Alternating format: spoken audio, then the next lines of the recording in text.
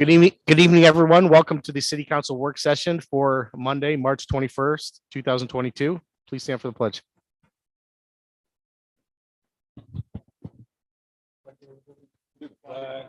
United States of America, to the to the republic which for which it stands stands, one nation, under God, indivisible, liberty and justice for all. justice for all.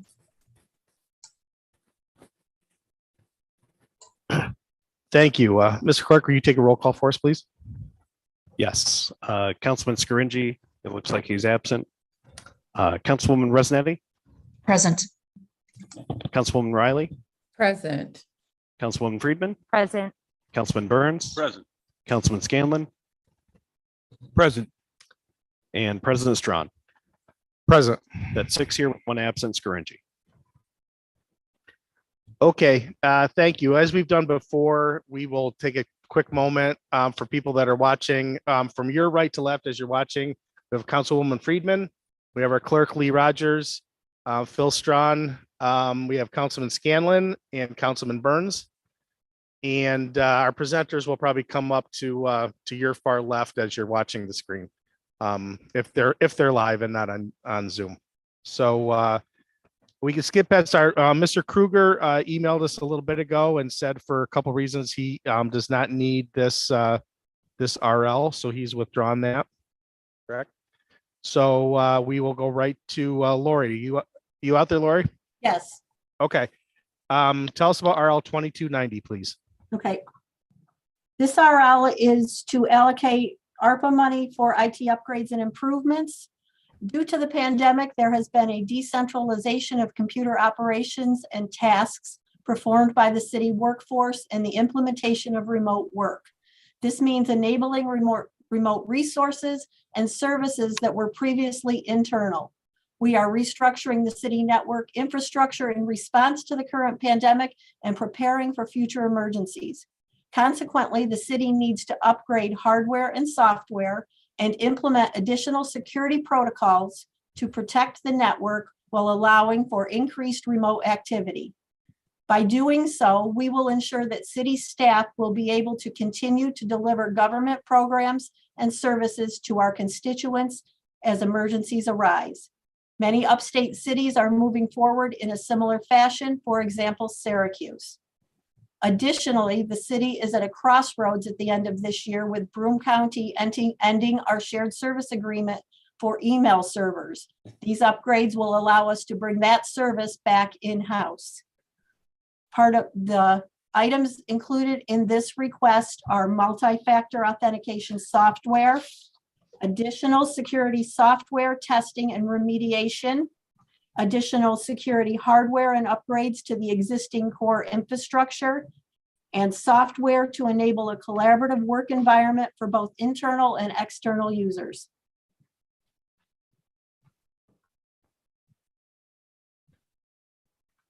Okay, thanks, Lori. Anybody have any questions or comments for Lori on RL 2290? Councilwoman Freeman, go ahead. Thank you, President Strawn. Hi, Lori. How are you? Good, and you? Good, thank you. I just want to make sure I'm understanding these transfers correctly because it says $670,000 over a 3-year period. And then when it has the budget lines, it's 4 lines, each of which say increased by $670,000. So to make sure I'm understanding this correctly, that it's just shifting that money around to put it into a spendable line, Yes. which would be the last one. Actually, for the accounting entry. Yeah, hold on. I don't have the accounting entry in front of me. But the money is, we have to increase it in the general fund, increase the estimated revenue, increase the transfer to capital, and then expend the transfer to capital, which puts it and increases the estimated revenue in the capital fund and increases the budget line in the capital fund in order to spend it, which begins with H 1680. And it's in the capital fund because we will spend these funds over a 3-year period. Okay. So we got to shuffle it around so that it ends up in the H 1680 line where it can then be used for what you are requesting it for. Correct. Okay, thank you for clarifying. You're welcome.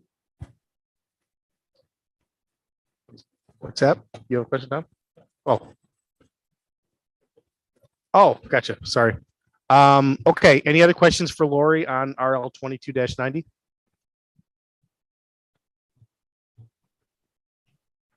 Okay. Thank you, Lori. Thank you. Appreciate it. Okay, I see Mr. Lake on the screen. You there, Mr. Lake? I am here. Good Okay. evening. Tell us about RL 2288. RL 2288 is for the State Street, the Art Deco District. We are now ready to go to construction. We've bid it. We've had a change order reducing the bid price so we could handle it. And this is for the construction services by the engineer, which is Barton and Judas, and it's for $319,000. And that's to take us through construction so we can get that project completed.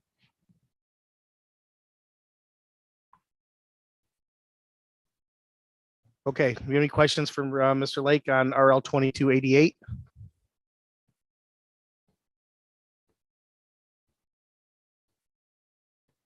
Okay, thank you. Thank you. Have a good evening. I appreciate it.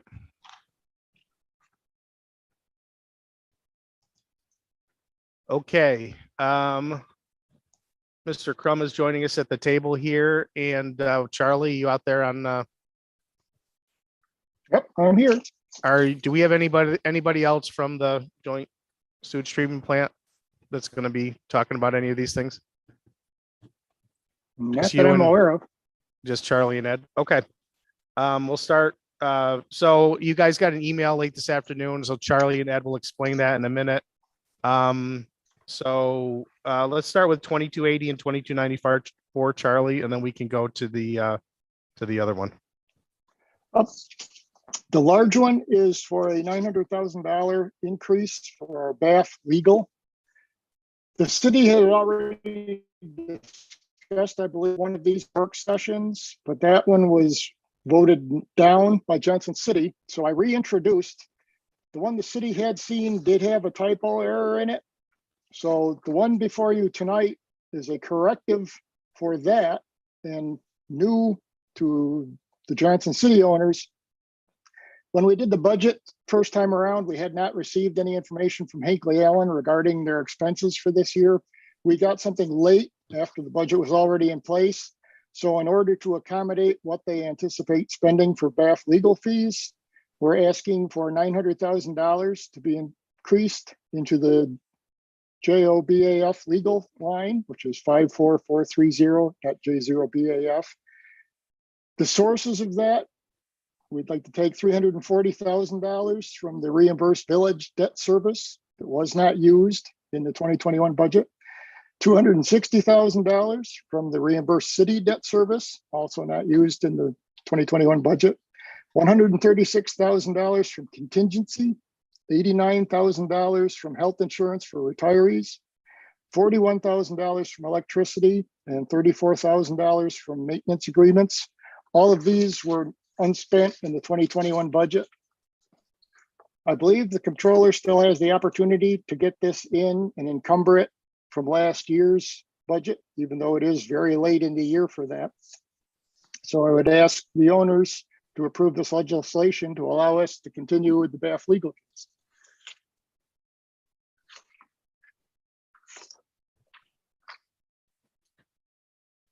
Okay, questions for Mr. Pearsall on RL 2280?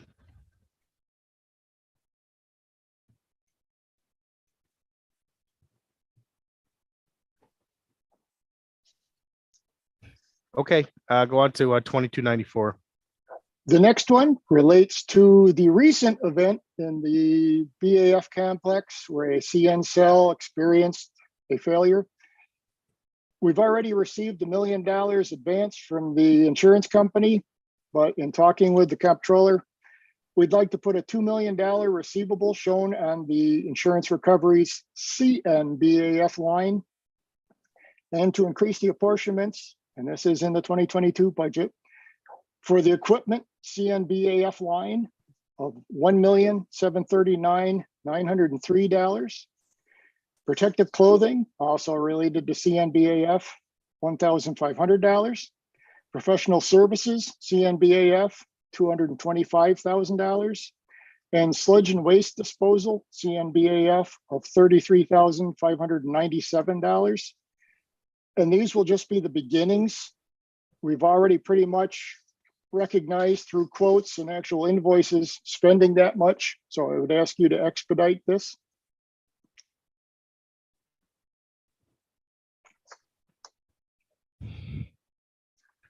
Okay, questions for Charlie on RL 2294?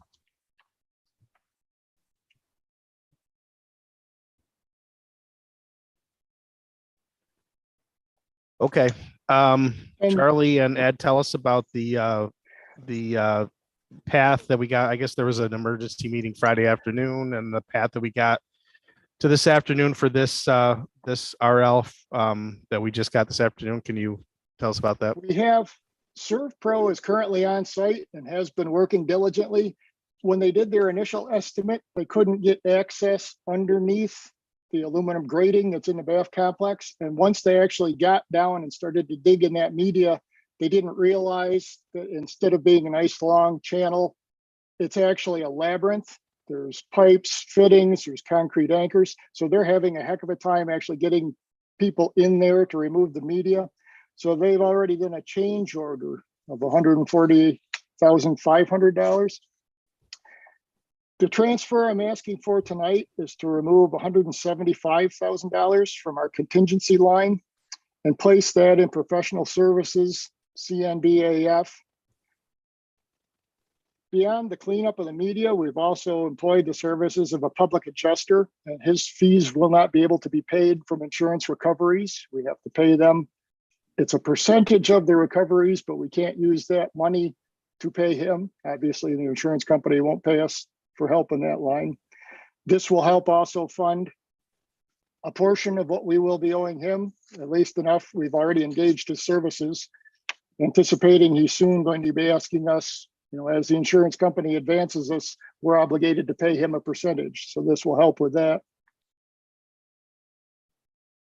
And I do ask this be expedited because, as mentioned, both ServPro and this Nyland Group are already working for us, and we anticipate imminent invoices. Okay. Ed, would you like to add anything to the discussion? One thing I'd add, just in terms of the physical location, in this BAFCN gallery, you're talking about a multi-story area. And it's 24 feet from the lower level to the top of the main level. I'll call it the main level because that's where people have there's a walkway that's grading. And what Mr. Pearsall is explaining is that the work that's ongoing now in the lower level is underneath the grading.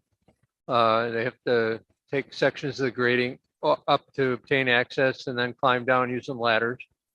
And there's equipment, piping. And when I'm talking about piping, I'm talking about large diameter, 24 to 36 inch diameter piping.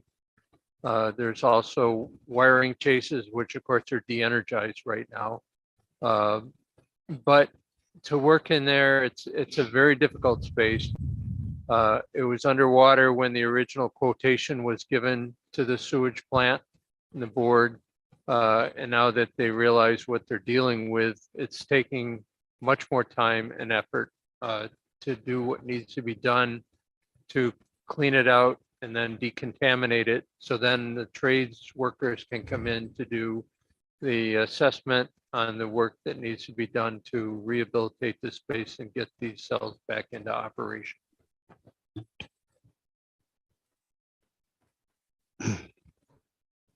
Okay, thank you.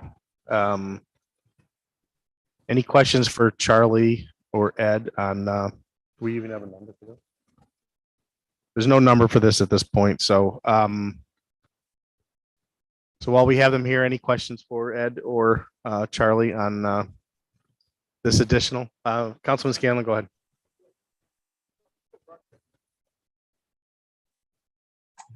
Well, the issue here is that we have a sewage plant that's not functioning in the secondary process in the BAFs. It's not able to meet the permit and our community's obligation to the Chesapeake Bay watershed and the river. There's an exposure under the permit to the city, the village, and the board, which ultimately would be a cost to the ratepayers in terms of noncompliance. So given the inundation of the lower level of the BAF and electrical systems, there's 99 automated valves that have to be addressed. This is a big job, and what's before you in terms of legislation right now is the beginning stages of it. This isn't the last time we'll be here with budget amendments, because as you know, the sewage board has no authority to borrow. And so the financing for this, hopefully most of it can come from insurance proceeds. But to do that responsibly, we have to be able to reasonably project what those proceeds are and come in with an estimated revenue and the expenditures against it. I would also note that the city, as the lead agency, has not issued any notice of acceptance of the BAF facility. So the board and its employees have what's called beneficial use and occupancy. And so it's not a full turned over completed project yet. So, but we need to get back to where the performance of the plant since April 1st of 2020 can be achieved again as soon as possible. For the record, my microphone was not on. I asked Mr. Crum, what was the urgency of this, and which you just answered. So thank you, Mr. Crum. Okay, any additional questions for Mr. PSL or Mr. Crum while they're here?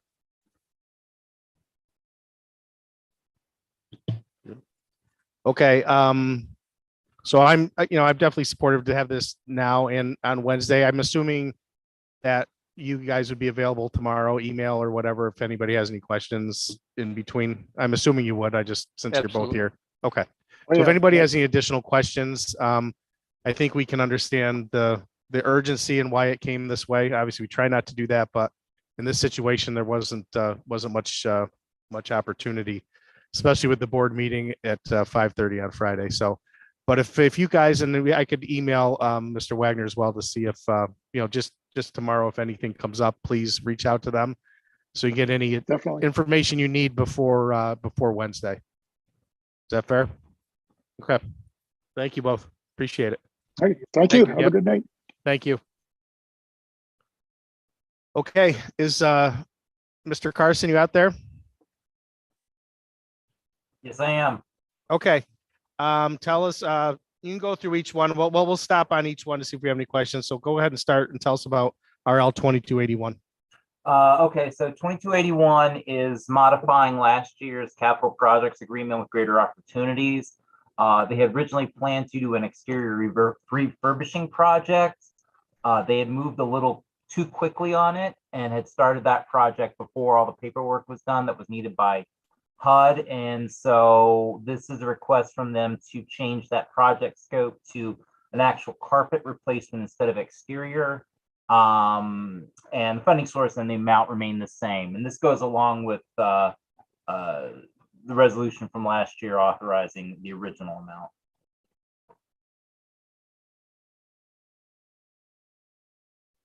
Okay, any questions for Steve Carson on 2281? Councilwoman Friedman, go ahead. Thank you, Council President. Hi, Steve, how are you? I'm doing all right. What can I help you with? Sorry, what did you say?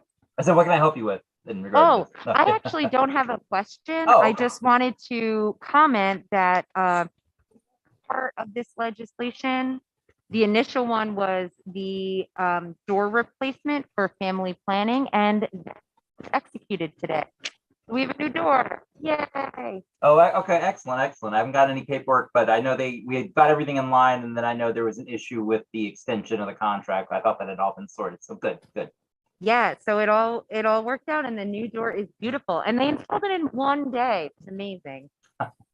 Excellent. So I just wanted to add that. Thanks. Okay, go on to 2284. So 2284 is authorizing us to go into an agreement with the BLDC for the amount that they were awarded for the 2022 action plan. This money is in the budget under CD 6889-54000 CDY 47 contractual. So the money's already obligated within the budget itself. This is just allowing us to enter into contract with them. Okay, thank you. Any questions or comments for Steve on 2284? Okay, go on to 2285.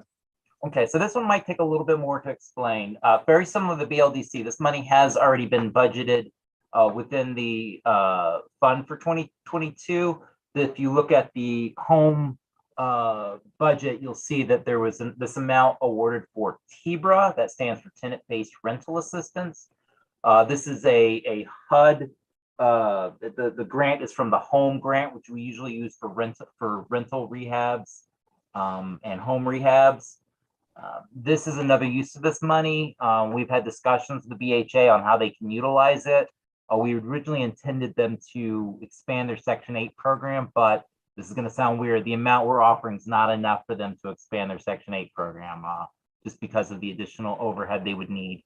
But in discussion with them and reviewing the rules and regulations regarding it, what we can do is supplement their existing Section 8 and public housing clients by providing funding for security deposits. So this is really whenever they have turnover of units or someone new comes on to Section 8 or someone in Section 8 moves to a new unit, this would help offset those costs of security deposits. Technically, it is a, you wouldn't call it a loan, but it's the security deposit should be returned to the city. Once that's paid, we are going to enter that into the contract. A lot of times security deposits go straight to repairs. So we may or may not get some of this money back.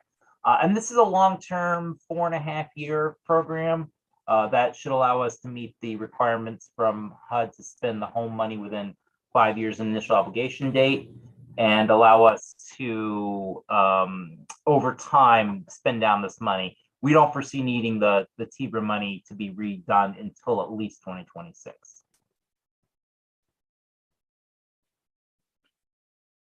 Okay, any questions for Steve on 2285?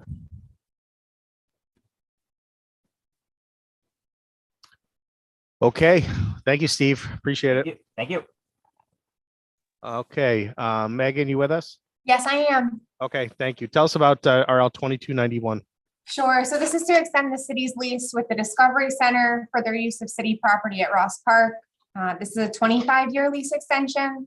So it gives the Discovery Center some stability and security for planning purposes going forward. And from the city's perspective, it solidifies the Discovery Center's place in our community for essentially the next generation.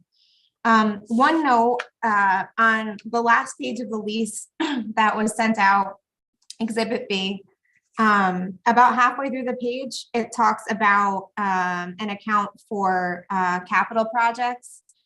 And that first sentence there, it mentions non-capital projects. That's a typo. That fund will be for capital projects since it's a city facility. This is very in line with what the city did last year with the zoo at Ross Park.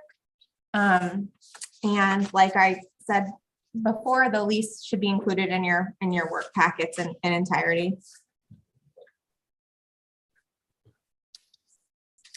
Okay, thank you. Any questions for Megan on RL 2291, the lease with the Discovery Center?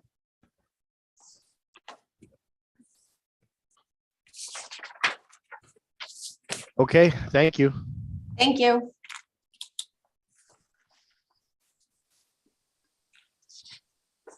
All right. Chuck, I don't see Chuck on the screen. Chuck, are you out there? Yeah, I'm out here on Lori's name. Okay. Okay, cool. Go ahead and walk us through. I guess we'll I guess we'll stop on each one real quick because there's a bunch of them. See if there's any questions. We'll separate down through them. So go ahead, Chuck, at 2277. This is adding a new fund to our chart of accounts for a custodial trust. We used to have everything underneath a TA account. The state went along with GASB 84, and that requires a different type of trust to report things under. It's a pretty simple RL, just adding those new accounts. Okay. Any questions for Chuck on 2277? Councilwoman Friedman, go ahead. Thank you, Council President. Hi, Chuck, how are you? Good. So this is just creating the account, not funding it? Well, you don't have to fund the trust accounts. There's no budget entries associated with it. It's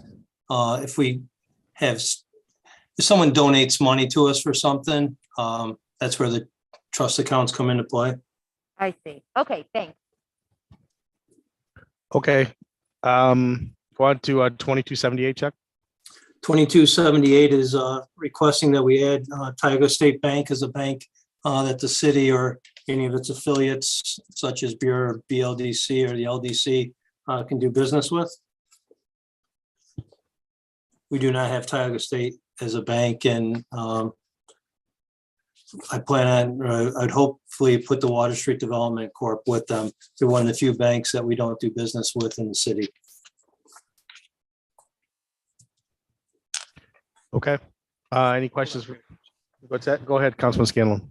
Chuck, so that's my question. Every other bank in the city, we do have a setup with to do this, except Tioga State Bank? The other one that we don't have anything set up with right now is Key Bank. You got the credit unions too, or no? We can't do credit unions at this point. Okay, thanks.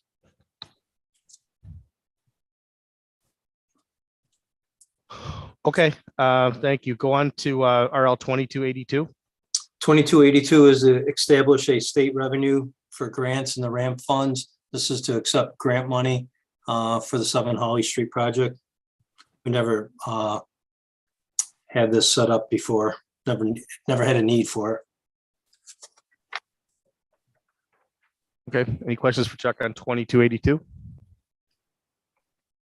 Okay. Go on to 2283. 2283 is to establish a debt reserve in the ramp fund. When I went out to bond last year, I estimated that we'd get $1.6 million in grant money from the state for 7 Holly Street, based off of the percentages they were going to pay. It was a percentage of how much you spent. We spent less than we anticipated in the original grant application. This February, I was surprised when we received $540,000 more than what we anticipated. They paid us the whole grant, not a percentage. So that $540,000 has to go into a reserve New York state law and be paid over the length of that bond, which is 19 years. So this is requesting to set up that reserve. Okay. Thank you. Any questions for Chuck on RL 2283? Okay. Go on to 2286. 2286 is basically going through some of the open bond accounts that we have that are now closed and moving the money out of them and reducing the serial bonds account that we had. The 3 accounts are on the second page of the resolution. Okay. Any questions for Chuck on 2286? Okay, Chuck, go on to RL 2287. 2287 is moving additional ARPA funds into the lost revenue. When we did the RL last year to move money into the lost revenue, at that time, it was based off of a 4.1% growth rate.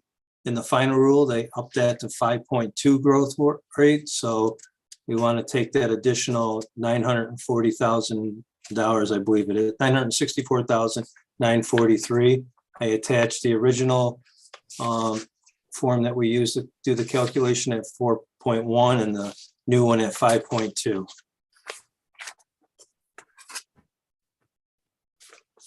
Any questions on that? Councilwoman Freeman, go ahead. you, Council President.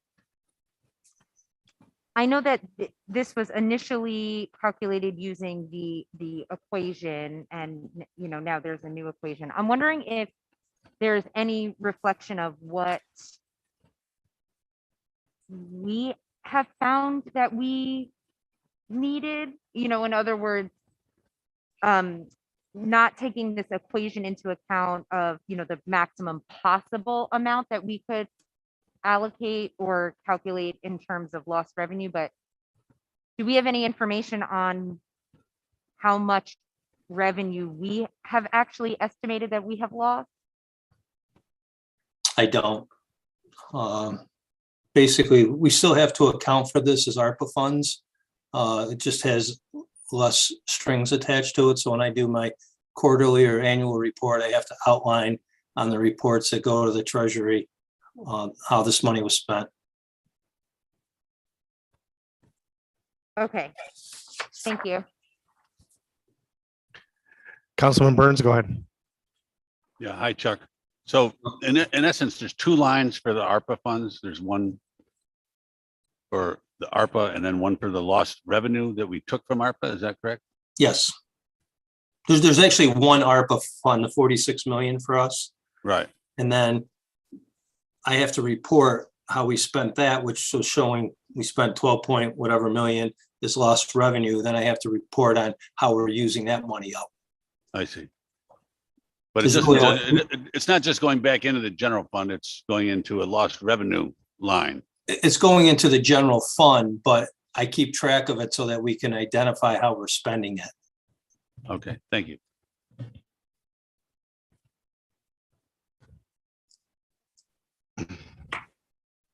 Okay, any other questions on 2287 for Chuck? Okay, go on to 2292. 2292 is a resolution to increase the assessor salary from 55,500 to 85,000. I believe Mayor Cram sent out an email to everyone explaining some of the difficulties we had in filling this position over the last couple months. This is that RL just funding that position. Okay, and there's a candidate that's been identified, correct? A candidate that has been interviewed and very respected with a lot of experience. Okay. Okay, Councilwoman Riley, go ahead. Thank you, Council President. So how was this number calculated? I know in the email, he talked about needing to increase the salary, but did we do a market analysis? Sharon, you want to speak up on that? Sure, Councilwoman Riley. I did a market analysis pulling assessor salaries from competitive areas, including the assessor's website, which is a New York assessor's website, with the most recent postings, which include the city of Binghamton, but a number of municipalities, including downstate.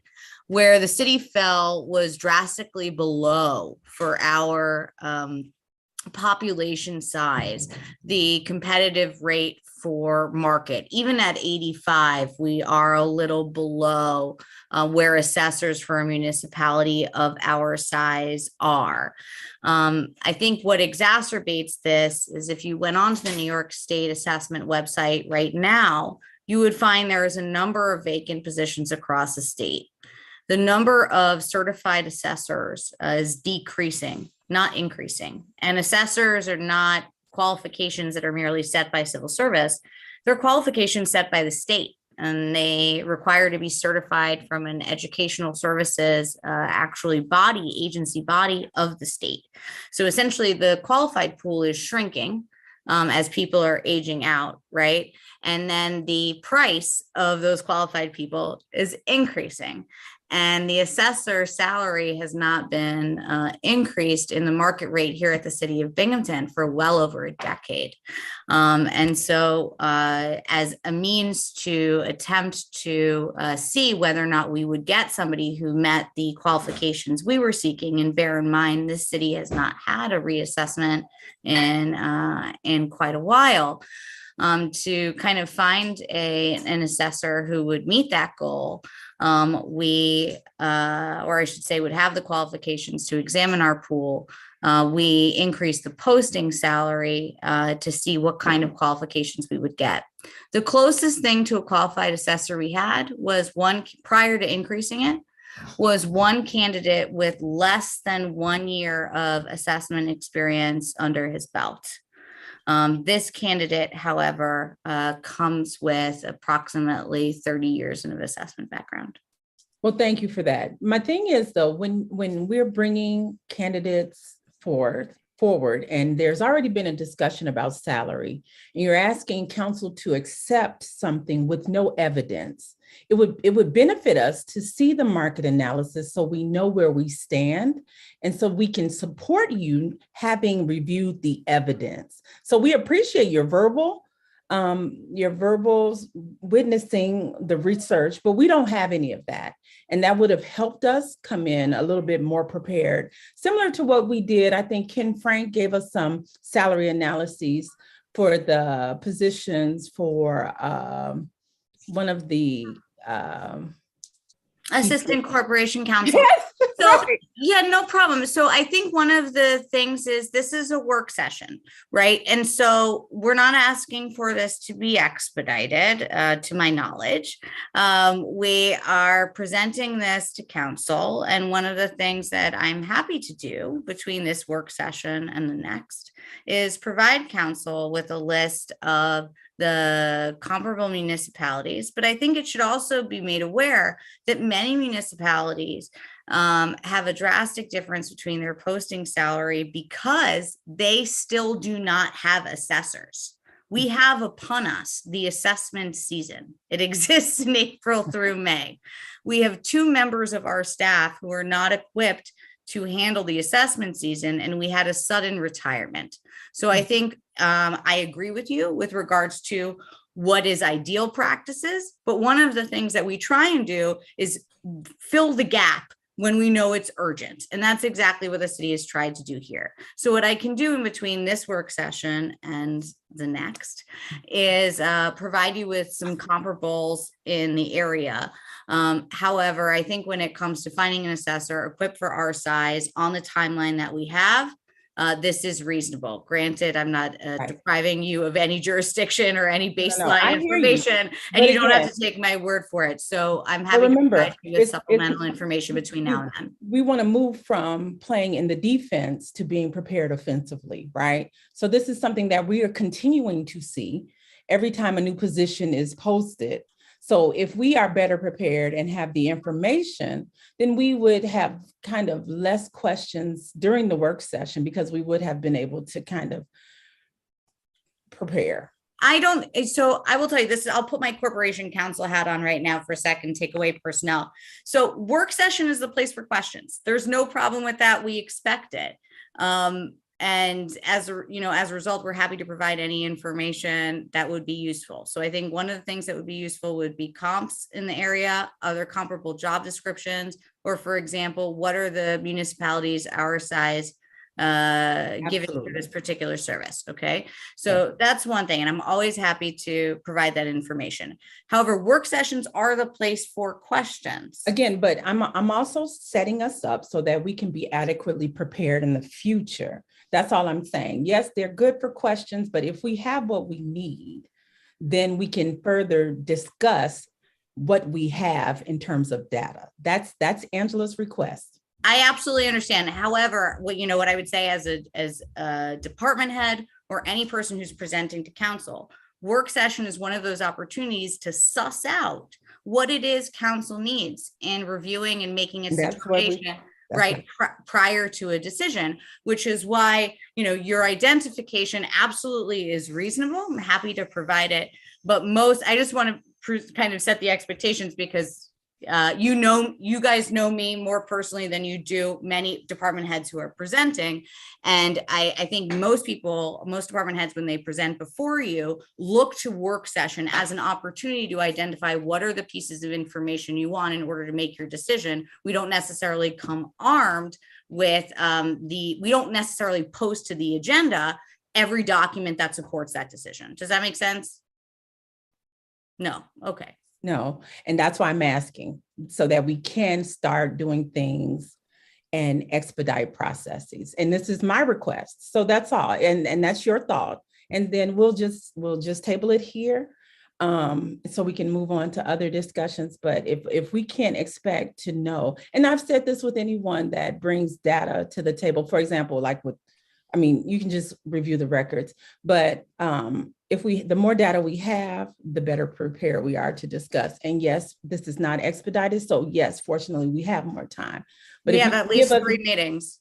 But then if you have already done the research, you already have the data. So that's all I'm saying. And I'm done. Thank you. Councilwoman Riley, I totally respect what you're saying. Let me throw a couple other things in. Just the Town of Union's assessor, I believe, is at $94,000. I believe that's available on their website, which Sharon can supply to everybody. I also went out and I talked to different appraisers and talked about the salaries, and I was amazed to know with all the home sales right now, people that are in the appraisal business are making well over $100,000 and would have no interest in coming here. But we can get what we do have. Yeah, I'll note for the record that this position has been posted since the fall. And this is our only qualified candidate. Thank you. And Sharon, my understanding is we're under somewhat of a time frame to have somebody in that position, correct? That's correct. The board, the bar review process is shortly upon us. And like I said before, I'm happy to provide data and information between the work session and the next work session, and then the business meeting in which this council deliberates. However, I think the expectation of every department head who presents is to identify what information would be of assistance to council in making its determination, which is absolutely a reasonable request, between now, its next work session, and the business meeting. Okay, thank you. Any other questions for Chuck or Sharon on RL 2292? Thank you for all that, Sharon. I appreciate what you do. Okay, Chuck, 2293. 2293 is requesting that we increase the insurance recoveries account and increase the equipment account for the 4 damaged vehicles that occurred late last year on State Street. I thought we'd have the insurance funds for that, but at this point we do not. And it's getting close to summertime, and engineers need some vehicles as well as the planning department.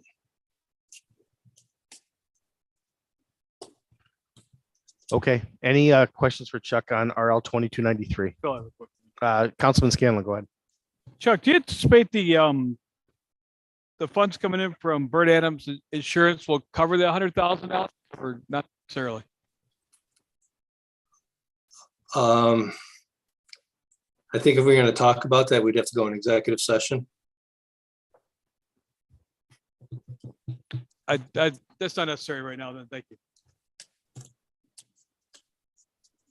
If anyone has any questions, you can call me personally and I could tell you what I do know, or you could reach out to Brian Seacrest.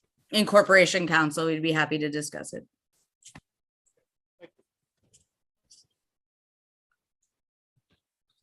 Okay, anything else for Chuck on that one or these series of RLs before we let him go? Councilman Burns, go ahead. Yeah. This is for to go back to the assessor. I guess part of the reason that we had to raise it so high is that we need somebody that is capable of of reassessing the city when that comes up? Because as you said, it hasn't been done in decades. So do you feel that this candidate is qualified to lead a reassessment when the This time can- comes? This candidate has formerly performed a reassessment as a sole assessor in a prior city. While Awesome. I can't speak for the mayor's office that is imminent, certainly an understanding of the road to reassessment, I think, is necessary at the city. I think the mayor would agree. And one of the reasons why this candidate is qualified is because of their experience in performing a reassessment of their own as a sole assessor. Right. Right. Yeah, I know the mayor talked about, waiting until the bubble, if we are in a bubble. To I will away. remind, I'm happy to remind this council that the retirement of our assessor was sudden, and the staff in the office has less than, 1 year of office work or 2 years of office work underneath their belt. Assessment is very specific. It requires certification and educational requirements, and you want somebody who knows how to lead the charge. Great. Thank you.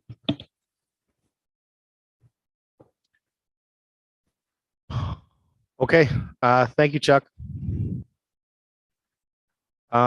Okay, before we get to pending legislation, my understanding is Sharon has an item to go over with us. Another item. Yes.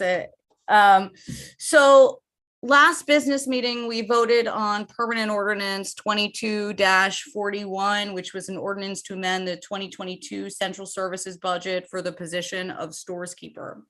There was a typo in that legislation having to do with the way that the PDF form is filled out in the RLs. It kind of cuts off unless you are extremely diligent. It's a small typo. It went from, instead of 21.5, it is 21.57. That is the contractual rate set by the Teamsters contract. To remind council, the language is, whereas Teamsters contract requires the wages to go to 90%. And then there's a schedule. So there was a typo in that legislation. So instead of $21.50, it's $21.57, which seems quite small.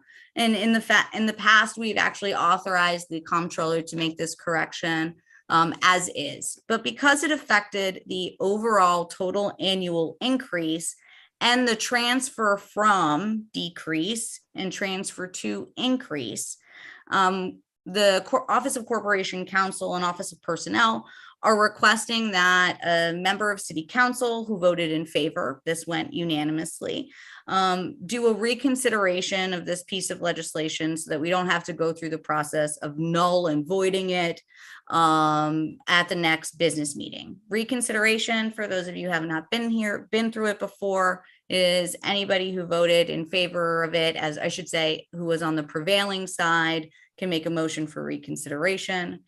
We would move to reconsider it and then amend it so that the total annual increase is not 7516, but is 7666, and that the transfer is 870 to 870 as opposed to 720 to 720. It's a difference of $150. However, because it affects those budget lines explicitly, we thought it best to go through a reconsideration process rather than a null and void process. In the past, what we've done is Corporation Counsel writes a little script or prompt to help the person making the motion for reconsideration, which is a motion to reconsider, then a motion to amend, and then a motion to accept as amended. As this was a unanimously passed ordinance with $150 difference, we didn't believe that it would require null and voiding the amendment or repealing it, or I should say null and voiding the ordinance or repealing it.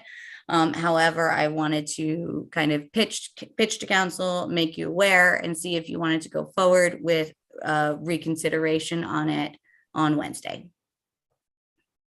So we can just add that to the agenda for Wednesday? Okay. Yes. Nobody has a problem with that, right? Okay, go ahead and add that. Get the verbiage to the clerk's office, and I'm assuming it's probably Councilman Scringy will do that. Yeah, any Most likely. member of the finance committee can do it. Okay. So I believe that's Councilman Scringy, yourself, and Councilman Burns. Okay. Great. Thank you, Sharon. Sure, absolutely, Phil. Does anyone have any questions on that? Okay, Thank you. All right, thank you. Okay, Mr. Clerk, pending legislation, anything noteworthy, anything we should be aware of prior to Wednesday's meeting? So we do have one holdover from 2 weeks ago. It's the demo properties. Then in addition to that, there's just what's listed here. We do have seeker for the sale of property and the local law for the weed and grass height from 10 inches to 8 inches. Okay, any Councilwoman Friedman, go ahead. Didn't mean to That's all right. interrupt.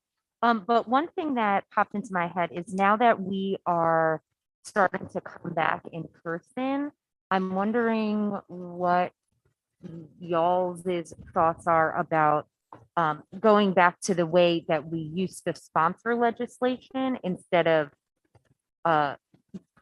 automatically sponsoring it and then choosing to unsponsor, if there's a point at which we can go back to choosing to sponsor the legislation.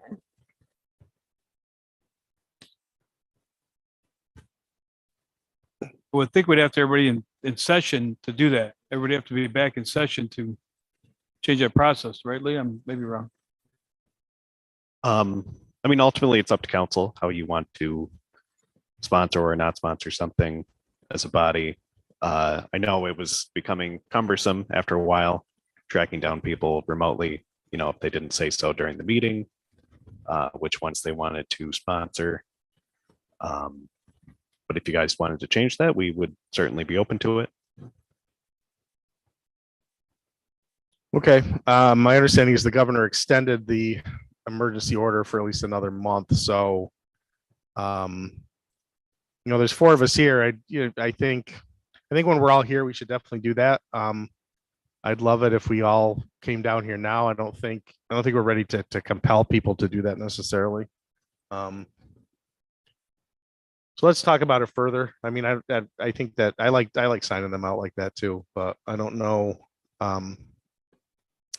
You know, Councilwoman Resident Eastman, I'm not sure. I mean, honestly, Councilwoman Riley and Councilman Scaringi are the ones that probably haven't been here, whether they would consider coming down here or not. I'm not sure. I guess that's up to them for now, but so I guess we'll leave it for now. And then my guess is at some point, if we don't have another surge, that the governor will at some point compel us all to come back down here anyway.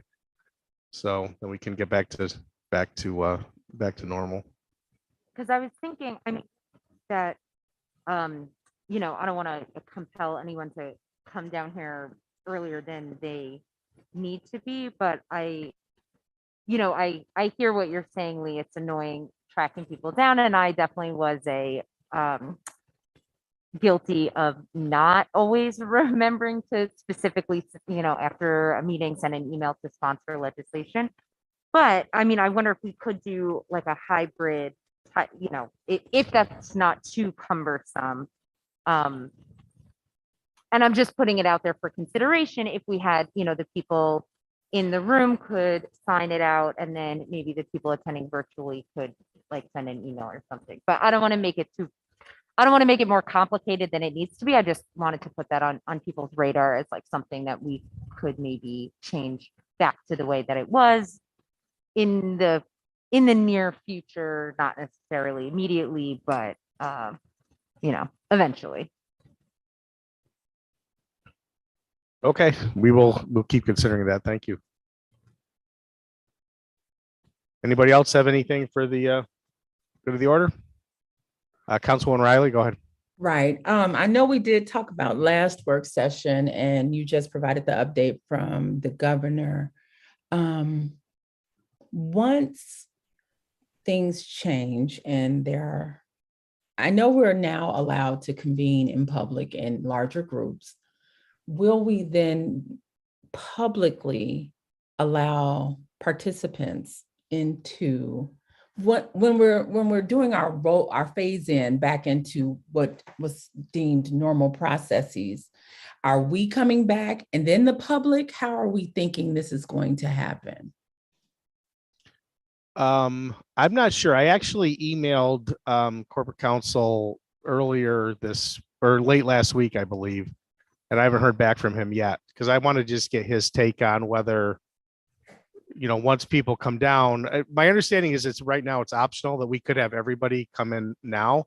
We'd have to let Lori know so she could engage security downstairs in the lobby for people to come in.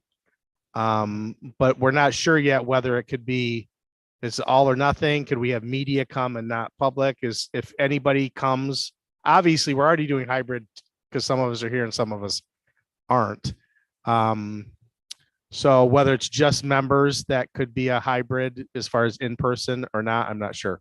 So hopefully he'll get back to me. I just want to get his take on that. What's No. everybody? I'm Go sorry. ahead. I'm sorry, President Strawn. I did speak with Attorney Sechrist today, and he apologizes for not getting back to you in writing, although I know he has a draft response ready for you.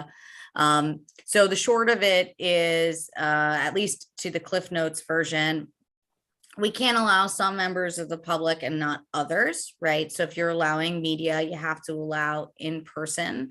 Hybrid, as we're using, is tricky, particularly when it involves the public. So he wants to do some research. For example, if the public was in person, if council was in person, could we still engage in public, and then what those requirements would be?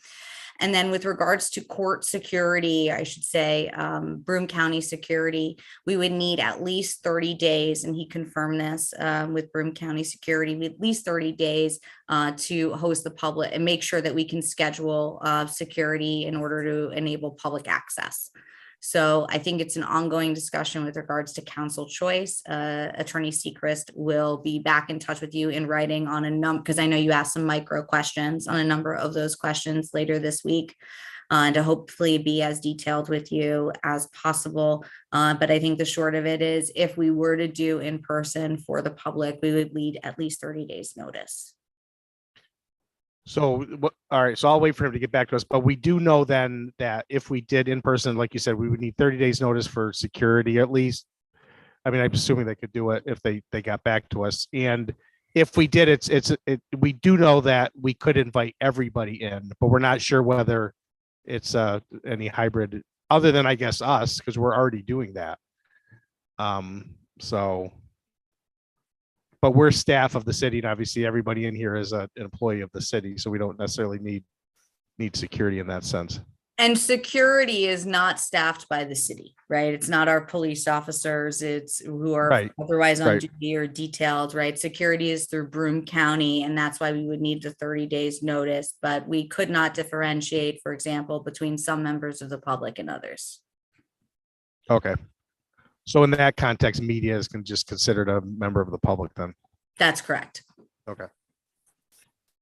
And that's why you can see, for example, media is here during the times of day when the public is here. If they've done press conferences, et cetera, but not in after hours, because we don't have the security, and that hybrid interaction by members of the public has not been addressed by the legislature. Okay. Well, as we await any further information from corporate counsel, I mean, I certainly would entertain your thoughts or your opinions on, because it does look like it is our option to do that now if we want to, with approximately 30 days for security. So I mean, that's one of the reasons why we spent the money in this room, to have a room where people could come and do that. So I am open to your thoughts on that over the next week or so. And then maybe we can make a determination. Absolutely. And maybe Sharon can clarify, because I know the legislature may not speak to it, but if council moves to have hybrid access, we can continue so that we can increase access and availability to our constituents. Right? How council governs its own bodies and proceedings has a broad range of discretion vested in Binghamton City Council. When it comes to rules for hybrid council participation, for example, if we go outside the remote process and we say our meetings are in person, but some members of council are going to participate remotely, that would trigger the old open meetings law or the existing open meetings law provision, which allows, or I should say mandates, the publication of that participants, that council member's address, and the ability of the public to view your deliberations from home, right? So one is the current state of an emergency remote meetings ledge, which allows us not to publish your address because it comes with a heap of guidance, right? And allow people to come essentially look at your deliberations from your living room, right? Which is why there's a lot of disincentive to do that. But if all council members are in person, right, then the discussion becomes, what are your hybrid rights for public participation? So I think it's kind of like a two-part question. And the question is, what are the procedures that govern a particular type of participation, whether or not it's by council members or members of the public? And I think council has a large discretion, and then New York State prescribes various procedures associated with your choices. Does that make sense? Absolutely. So it's in our court. We can define how the public engages us. And since we've spent resources on an electronic this thing, then, and we have received great feedback and support from our constituents, then it would behoove us to consider hybrid options for the public, regardless of what we decide for council. The better way to say that is, if council members or any board members are participating remotely, not using the state of emergency provision, okay? Because the state of emergency. No, I separated it. I was only talking about. So, but that's the area that the state has not commented on. And I'm happy to have further discussions. And I think that's why, you know, Attorney Sechrest wanted to make sure that his answer was as detailed as possible. Okay.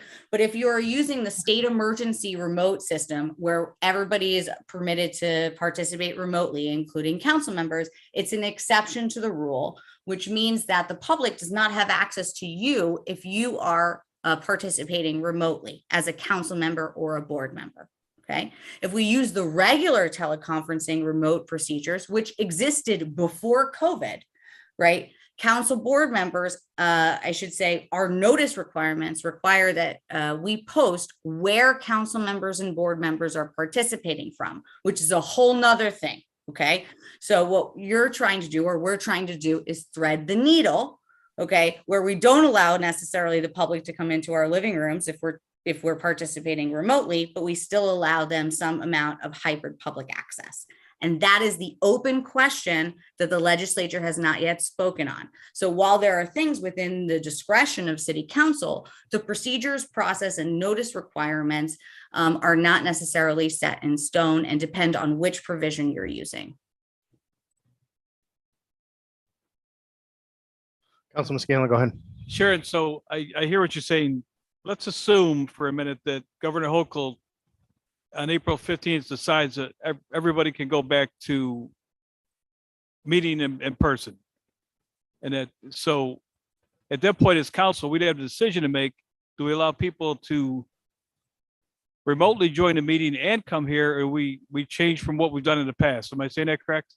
That's correct. And I just want to be clear that open meetings law for nearly 5, maybe 8 years has permitted council members or council boards to participate via teleconference, or right. So the only thing the state of emergency did was expand this to quote video conferencing, which is kind of like a newfangled thing.